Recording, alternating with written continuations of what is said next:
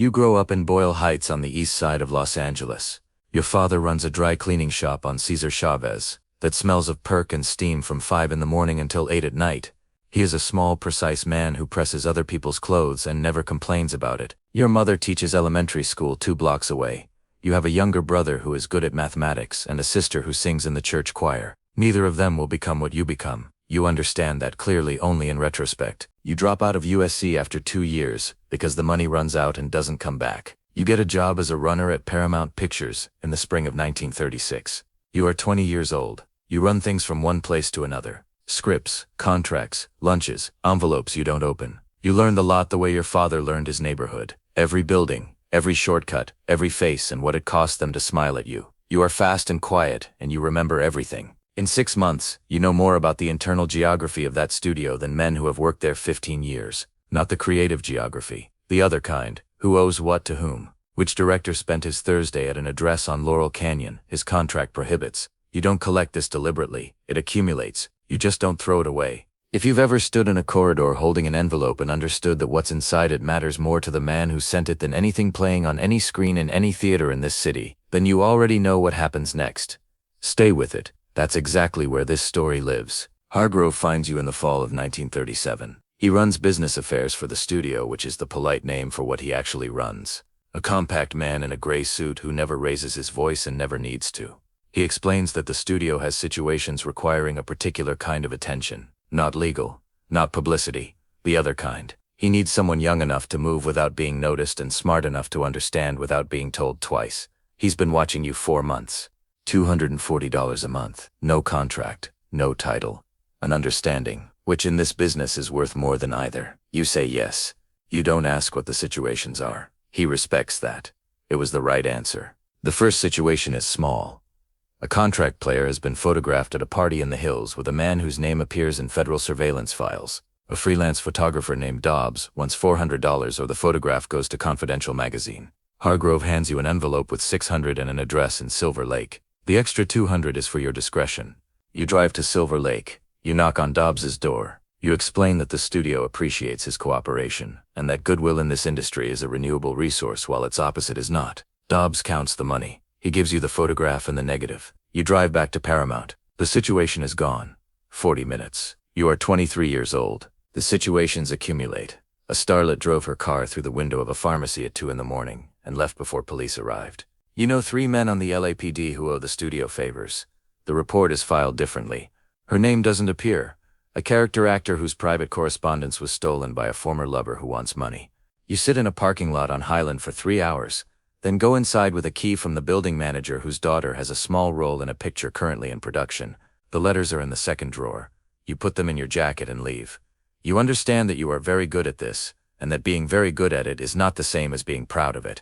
You meet a woman named Helen at a Christmas party at a director's house in Bel Air in December of 1938. She works in continuity at Warner Brothers, tracks errors between shots, the kind of work that requires absolute attention to small things. She is dark-haired and skeptical and laughs at things that are actually funny rather than at things that are expected to be. 3 months later, you see her every Sunday. She asks what you do. You say studio operations. She accepts it the way people in this city accept most things, with a practiced in curiosity that is itself a kind of sophistication. The work changes in 1939. The situations get heavier. A leading man whose name appears on marquees in 30 countries is arrested in a hotel room in Pasadena. The charge is serious. The studio's investment in his next 3 pictures is $4 million.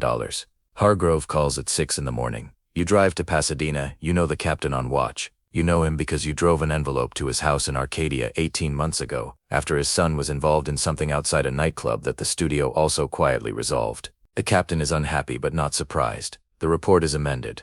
Disorderly conduct. The leading man is out before sunrise. He sits in the back of your car on the way back and stares out the window and says nothing. At a red light on Figueroa, he says thank you. You say you're welcome. That is the entire conversation. He makes the picture. It earns 3 times its budget. You keep a notebook. Not for the studio. For yourself. Not names and dates. Nothing readable by someone else. A system of marks only you understand. How many? What kind? Who was involved? You keep it in a lockbox under the floorboards in Los Feliz. Insurance is one word for it. Evidence is another. You use neither. You just keep it. The dead man arrives in the spring of 1941. A young actor named Fairweather has been found in his apartment on Gardner Street on a Tuesday morning. 24 years old, dead approximately 12 hours. The circumstances are what the police would call irregular if the police were called. Hargrove calls at 7:45. Fairweather had a contract. 3 scenes remaining in a picture that finishes in 11 days. He also had a relationship with one of the studio's most valuable properties, a relationship the valuable property's wife doesn't know about and the press doesn't know about. You drive to Gardner Street. You go inside. You look at what's there. You have seen 2 dead men before this. One was your grandfather at 78. The other was a man outside a bar on Alameda when you were 19. This is different from both. You stand in Fairweather's apartment and think clearly and methodically, because that is what the situation requires. You understand you have crossed a threshold the earlier work only approached. Dobbs and his photograph was one side of a line. This is the other. You cross it anyway, because you're already inside and the crossing happened the moment you walk through the door. The next 11 hours are the longest of your professional life. 6 phone calls. A doctor whose license the studio helped preserve 2 years ago. 2 LAPD men who appear in your notebook more times than any others. A mortuary on Cahuenga, whose owner you have never met but whose name Hargrove gave you on a card 3 years ago with the words "You'll need this eventually." You were 25 when he gave you the card. You thought it was an exaggeration. By 7 in the evening the situation is handled. Fairweather's death becomes a private matter. His family in Ohio receives a letter and a check representing more money than his father earns in 4 years. The picture finishes on schedule. The valuable property's wife never learns about the relationship. Nobody learns about it. The relationship joins the list of things in this city that are completely true and completely invisible. You go home that night and sit in your kitchen and drink 2 glasses of whiskey and look at your hands. The same hands that carried your mother's groceries up the stairs on Saturdays. You've done nothing tonight that you could name to another person. The notebook has a new mark. Some marks are heavier than others. This one won't get lighter. Helen moves in with you in the summer of 1941. She arranges the kitchen differently and hangs curtains in the bedroom, and the apartment becomes something it wasn't. You watch her do these things and understand that she is building something real on a foundation she cannot see. That knowledge sits in you the way the notebook sits in you. Present and unmoving. She asks you once on a Sunday morning why you never talk about work. You tell her it's confidential. She looks at you for a moment with an expression that is measuring something. Then she goes back to her coffee. Some questions in a relationship are withdrawn rather than answered, and both people understand this without saying so. The war changes the studio's problems without reducing them. The men go overseas. The pictures continue. The machinery of production and the machinery of concealment both run on, regardless of what is happening in Europe and the Pacific. The screens are full of valor and clean sacrifice. The corridors you walk are not. A gossip columnist named Trent has been asking questions in 1943. Not printing, asking. He has a source inside the studio feeding him details about certain situations handled over the years. Hargrove tells you on a Thursday morning with the tone he uses to discuss budgets. Trent needs to become not a problem. You don't hurt Trent. That is not how this works. Trent has a landlord behind on property taxes, a nephew who wants a screen test, a wife who doesn't know about the woman in Culver City. You use the right one. You meet Trent for lunch on Vine Street, and you explain that the studio wants a positive relationship with the press, and that positive relationships flow in both directions. Trent understands the geography. His questions stop. 3 months later, his nephew appears as an extra in a war picture. 2 scenes, enough to put the name in the credits. Helen finds the notebook in March of 1944. The loose board makes a sound she's heard before. She finds the lockbox and reads what's inside. Not all of it. Enough. She puts it back and is sitting at the kitchen table when you come home. The look on her face is the thing you have been avoiding for 7 years without knowing precisely what it would look like. She doesn't ask you to explain. She asks whether any of it is going to stop. You say you don't know. The most honest thing you've said in years. She doesn't leave, but something between you has been located and named, and it doesn't become unnamed again. Hargrove retires in 1946. His replacement is a younger man named Cord, who came up through legal and treats everything, including irreversible things, as negotiable. You work for him 8 months. In those 8 months you understand that what you did for Hargrove was done with a certain economy, a respect for the weight of things. Cord has none of that. To Cord the situations are overhead. You are overhead. You go to Cord's office on a February morning in 1947 and tell him you're done. He explains that your knowledge creates certain obligations. You explain that your knowledge is documented and secured and that the documentation includes things concerning the studio, the head of production, the mayor's office, and 4 members of the LAPD. You say this quietly. That's how it lands heaviest. Cord is quiet. Then he offers 6 months severance and a letter of reference. You say that will be fine.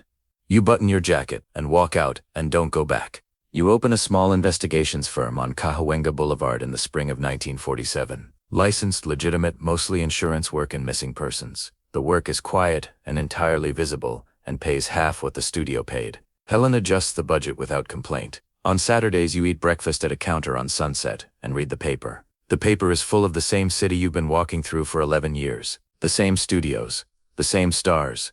The same geography of surfaces and undersides. You see your name once in a column as a former studio employee, now working in private inquiry. The column describes you as discreet. That word has followed you through every room you've worked in, and it will follow you the rest of your life, and you are no longer sure whether it describes a quality or an evasion.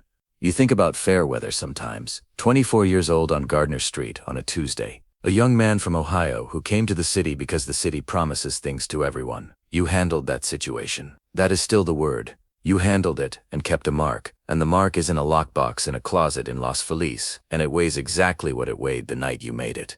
Helen asks you once what the work was really like. Not accusingly, just the question a person asks when they've decided they can bear the answer. You tell her the city has two faces, and most people only see one. She looks at you with the expression she saves for the parts of you she's still deciding about. That's the closest you come to explaining it. You spent 11 years in the space between those two faces, and you know things you cannot tell and carry things you cannot put down. The man in the dry cleaning shop on Cesar Chavez would not recognize his son, but his son is still here. That has to be worth something. That's a wrap.